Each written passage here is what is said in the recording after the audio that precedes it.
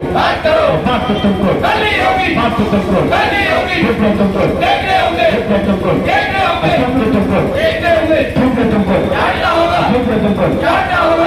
Chairman मुर्दाबाद, मुर्दाबाद, मुर्दाबाद।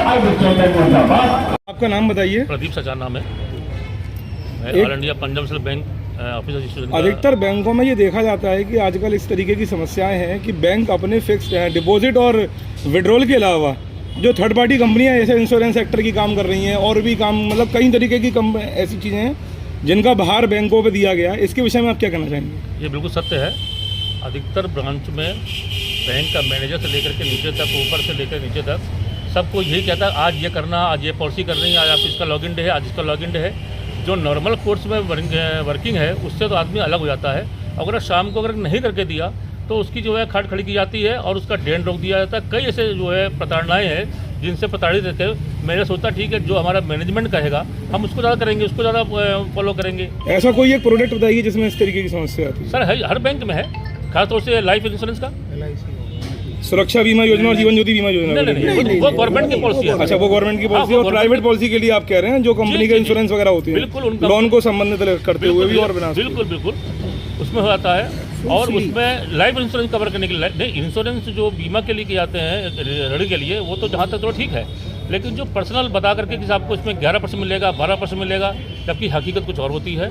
और उनको कस्टमर्स को किसी भी तरह से मोबिलाइज करके कैसे भी, और उनका प्रेशर रहता है मैनेजरों के ऊपर कि आज आप करिए, आज आपको करना है एक पॉलिसी आज शाम को तक, अदरवाइज डेन रोक दी जाएगा, आप बैठे रहोगे ब्रांच के अंदर। ठीक है। आज किन किन मांगों को लेकर यहाँ धरना प्रदर्शन हो रहा है? एक्चुअल में हमारा जो है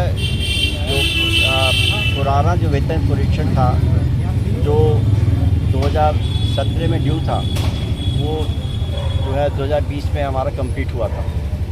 और जब कंप्लीट हुआ था तो उसमें कुछ मुद्दे रह गए थे, जो शेष मुद्दे रह गए थे, उसमें जो है रिटन अंडरस्टैंडिंग बनी थी कि इन पे बैठ के बातचीत करेंगे आगे और इनको सुलझाया जाएगा। और वो बातचीत करने के बाद जो कई दिनों तक तो वार्ता ही नहीं हुई, और उसके लिए हम बार बार कहते रहे हैं इंडियन बैंक्स एसोसिएशन से वे इन पे वार्ताएँ करें, इन मैटर से सुलझाया जाए। वो नहीं सुलझाया गया। उसमें हमारी कई मांगें थी, तो पेंशन का अपडेशन था, पेंशन रिवीजन था और 5 डेज बैंकिंग था।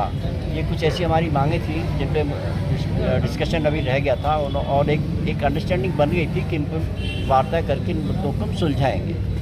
तो वो चीज़ें नहीं हुई और करीब अब इतना साल हो गया, 3 साल के बाद, तो फिर ये मजबूरन होकर के ये अच्छा उसमें ये भी नहीं खाली, उसमें तो फाइनेंस मिनिस्ट्री का और जो इनका वित्त प्रभाग है DFS, उनके भी लोग थे, उनकी भी सिग्नेचर्स हैं, उनकी भी अंडरस्टैंडिंग थी। उसके बाद भी उसको जो है इन्होंने इम्प्लीमेंट नहीं किया और न ही आगे वार्ता की है। तो मजबूर होकर के ये हमको बाध्य किया गया है कि फिर हम इसके लिए आंदोलन करें, और 2 दिन की स्ट्राइक है हमारी 30 और 31 जनवरी की। तो इन्हीं मुद्दों को लेकर के ये स्ट्राइक। पेंशन स्कीम के अलावा और कौन कौन से मुद्दे हैं? मुद्दे एक आध बताइए। पेंशन स्कीम के अलावा एक मुद्दा तो हमारा देखिए 5 डेज बैंकिंग का है, 5 डेज बैंकिंग का था। दूसरा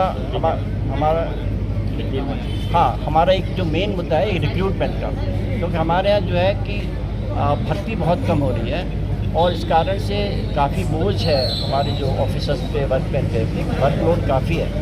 और जब आप भर्ती बंद करेंगे तो देखिए नंबर 1 तो आप बेरोज़गारी बढ़ा रहे हैं, और दूसरा ये कि जो है हमारे ऊपर कार्यभार इतना बढ़ता जा रहा है कि हम कस्टमर सर्विस देने में बहुत दिक्कत हमें हो रही है।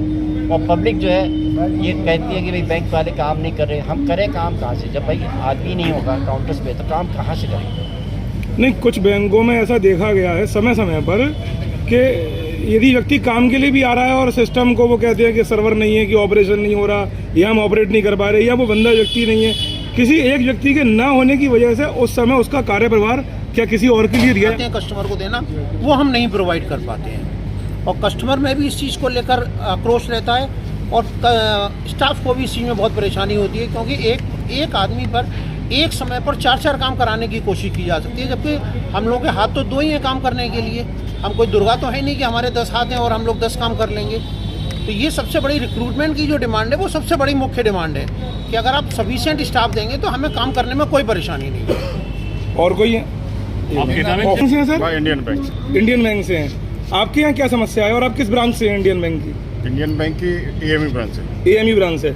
वहाँ किस तरह की समस्या आपको उत्पन्न हो रही है? समस्या सब बैंकों में एक जैसी है। स्टाफ की कमी जब एक्यूट शॉर्टेज है तो बहुत सी ब्रांचेज में तो टेम्परेरी जो रिटायर हो गया स्टाफ उसको भी अनऑथराइज वे में रख के उनसे काम लिया जा रहा है। टेम्परेरी स्टाफ से काम लिया जा रहा है ऑन द रिस्क ऑफ सारी रिस्क है मैनेजर की।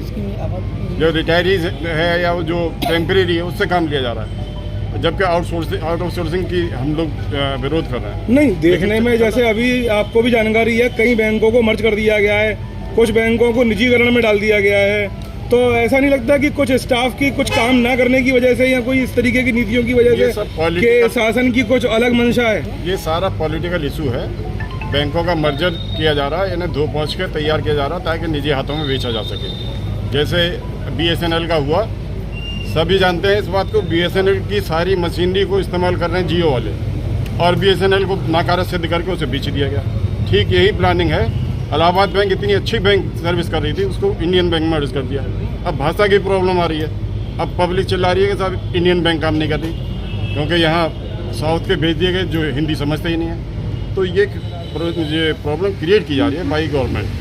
आप ये चाहते हैं कि स्टेट वाइज स्टेट के अकॉर्डिंग ही यहाँ भर्ती करी जाए, अदर स्टेट का अगर यहाँ आएगा तो लैंग्वेज को समझने में दिक्कत है। आप समझिए, सामने हमारी इंडियन बैंक, सामने हमारी इंडियन बैंक है। यहाँ पिछले दिनों साउथ का अभी भेज दिया जो हिंदी समझता ही नहीं था, आधी यहाँ से डिपॉजिट गायब हो गई। क्या नाम है सर उनका? नाम बताएंगे जरा। किनका? जिनको भेजा गया था। जिनका ट्रांसफर हो गया फिर यहाँ से। क्या नाम क्या था? नाम याद नहीं, और यहाँ से तुरंत ट्रांसफर। ठीक है। पिछले दिनों बहुत प्रॉब्लम